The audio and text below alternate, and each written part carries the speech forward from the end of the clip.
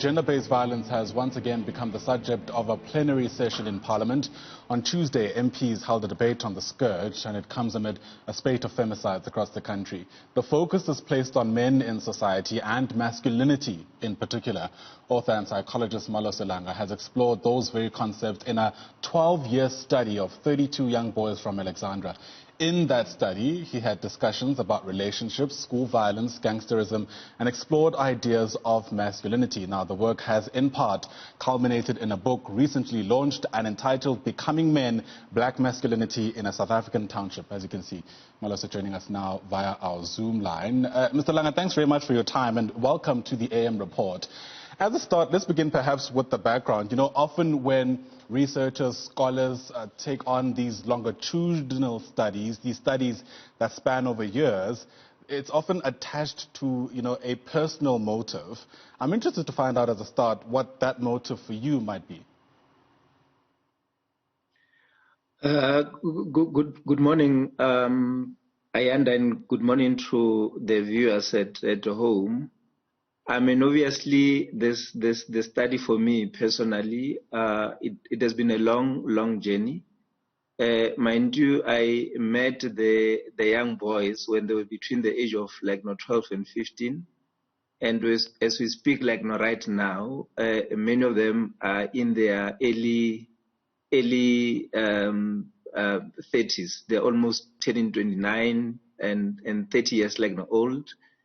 And it has been such a privilege for me as a researcher, to see these young boys growing to be the men that they are, and also the journey that they went through, to become the young men that they are, today. So it has been such an honor, for me as a researcher. Right. And, your research explores issues around masculinities placed in a place like Alexandra Townships, where there are different modes of masculinity that play out there.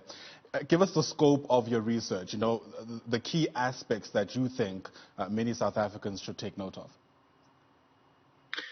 I mean, basically, this research started not in Alexandra. I mean, I was doing work in one of the correctional, centers.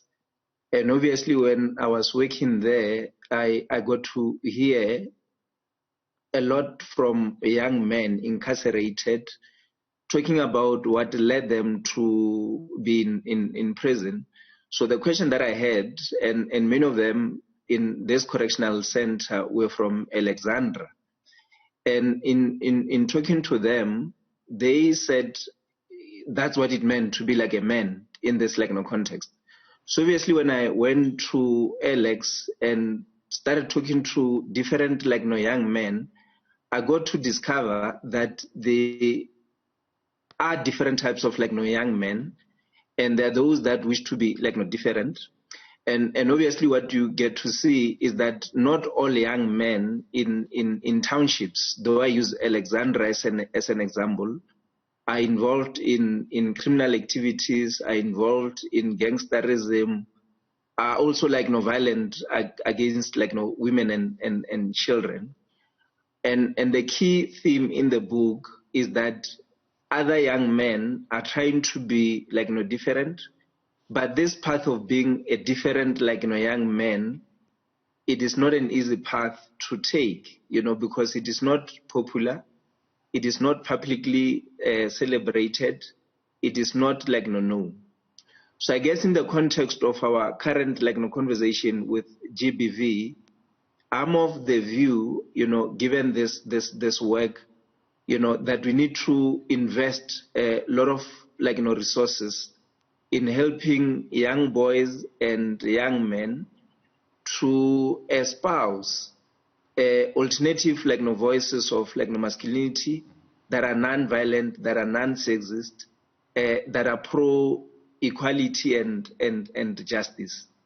And what this book demonstrates is that is possible, but you need to take time, to support young boys in negotiating all these voices, because when you read the book, you realize that being a different boy is not easy. And in fact, the book shows a lot of pain and a lot of emotional, sacrifices in trying to be different in a context where other voices are publicly sort of celebrated. Right.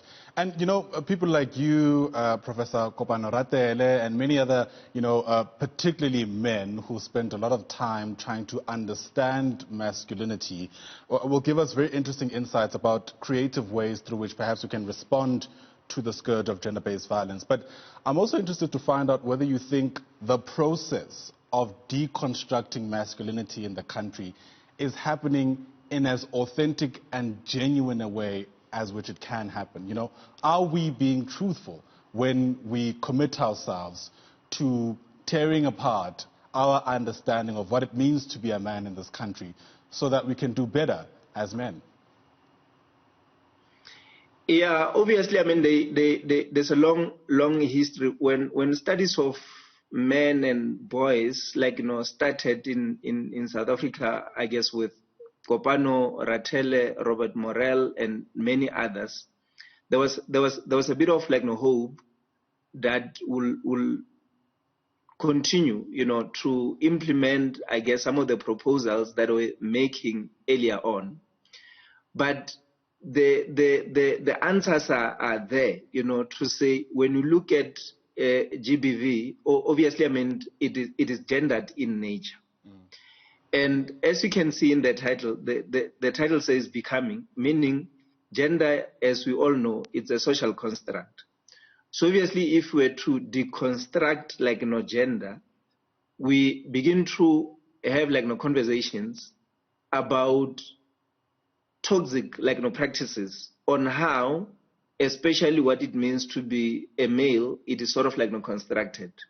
So the basic thing is that, and I use this an example, hence I went for very young boys, and key questions there was, how do you know you're a boy? It's a simple question. And who told you that you're a boy, and what are the challenges that boys sort of face?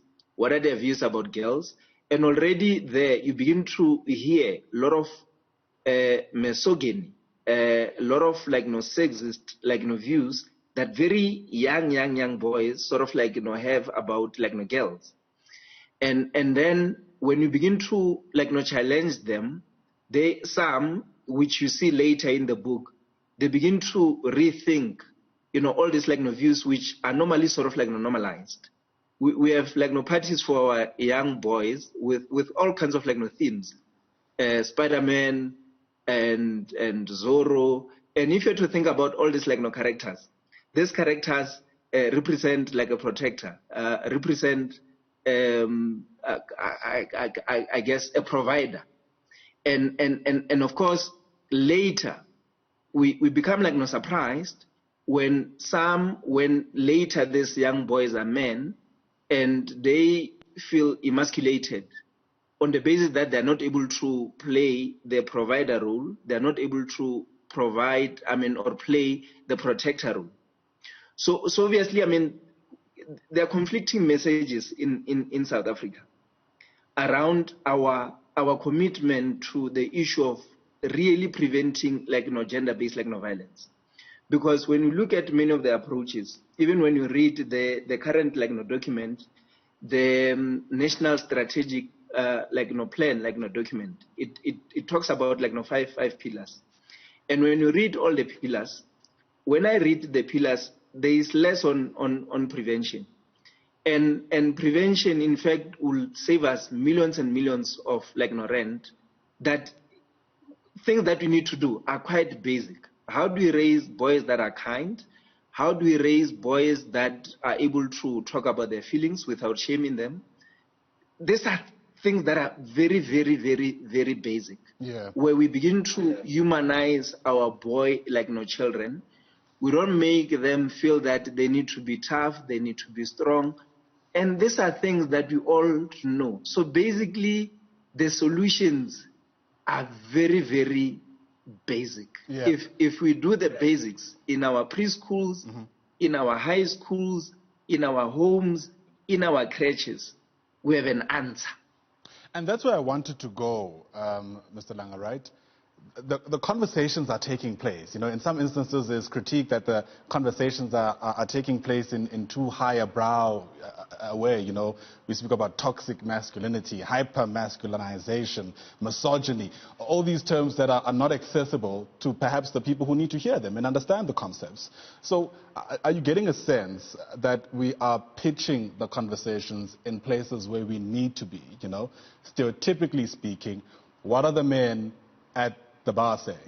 What are the men at the cooler saying in the offices? What are the men at the braais saying? Are we doing enough to start at least infiltrating those spaces to make sure that we have as great an impact as we can?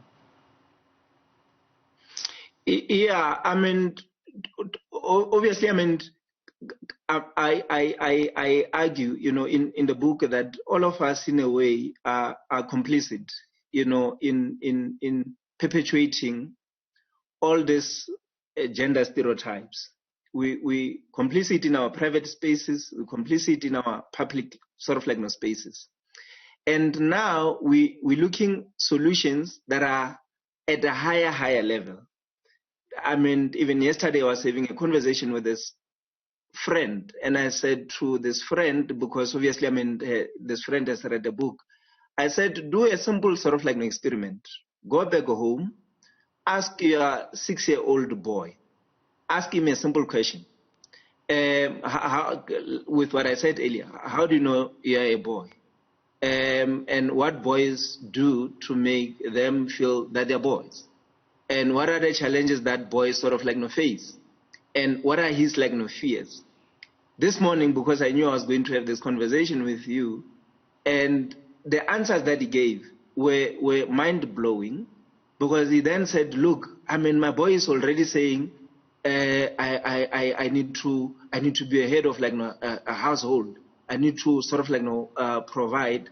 And already, though he's not very explicit, you already get a sense of when bodies are becoming objectified, are seen as properties that must be owned.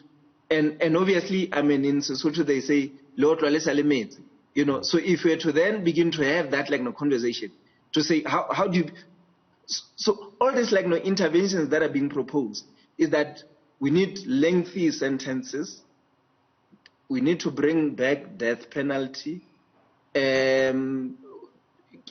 but less on prevention. And the answers are in our spaces, right, and they're within reach. And this has been said long time ago. And